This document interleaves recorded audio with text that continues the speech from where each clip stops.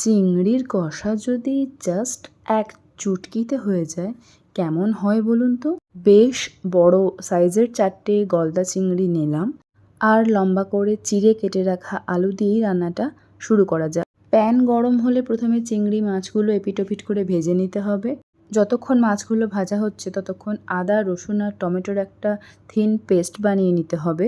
এবার বেশ ভালোভাবে ভাজা হয়ে গেলে মাছগুলোকে একটা একটা করে তুলে নিতে হবে আর ওই মাছ ভাজারই তেলে অল্প অল্প করে ছেড়ে দেওয়া হবে আলুগুলো। চিংড়ির মালাইকারি খেয়ে যারা অনেকটাই ক্লান্ত এই রান্নাটা তাদের জন্য।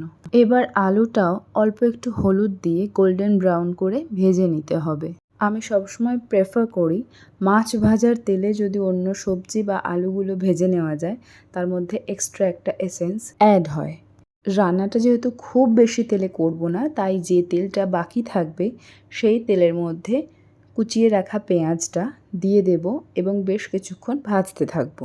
পেঁয়াজ ভাজা হয়ে গেছে বুঝতে পারলে আদা, রসুন এবং টমেটোর যে থিন পেস্ট করে রাখা হয়েছিল সেই পেস্টটা দিয়ে দেব। তারপর ভালোভাবে কষবো কিছুক্ষণ। কষাও হয়ে গেছে বুঝতে পারলে অল্প অল্প করে জল অ্যাড করব। এর মধ্যে পরিমাণ মতো নুন, চিনি আর কিছুটা টক দই ফেটিয়ে দিয়ে দেব প্যানে। তারপর আরও বেশ কিছুক্ষণ কষে ভেজে রাখা আলুর টুকরোগুলো দিয়ে দেব। রান্নাটা যখন মন দিয়ে করছিলাম একটা আলাদাই স্যাটিসফ্যাকশন কাজ করছিল নিজের মধ্যে। আলুটা ভালোভাবে কষা হয়ে গেলে চিংড়ি মাছগুলো প্রথম থেকেই আমি দিয়ে দিয়েছিলাম, যেহেতু চিংড়ির গন্ধ আমার ভীষণ প্রিয় আর আমি চেয়েছিলাম পুরো তরকারিটার মধ্যে যেন চিংড়ির গন্ধটা সব জায়গায় ছড়িয়ে ছিটিয়ে থাকে।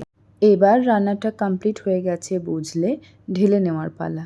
যে পাত্রে ঢেলেছিলাম রান্নাটা তার মধ্যে দিয়ে দিয়েছিলাম কিছুটা ঘি আর উপর থেকে দিয়েছিলাম বেশ কিছুটা গরম মশলার গুঁড়ো। এবার আর কি, উপর থেকে ধনেপাতা কুচি ছড়িয়ে গরম ভাতের সঙ্গে সার্ভ করলেই হলো গলদা চিংড়ি কষা।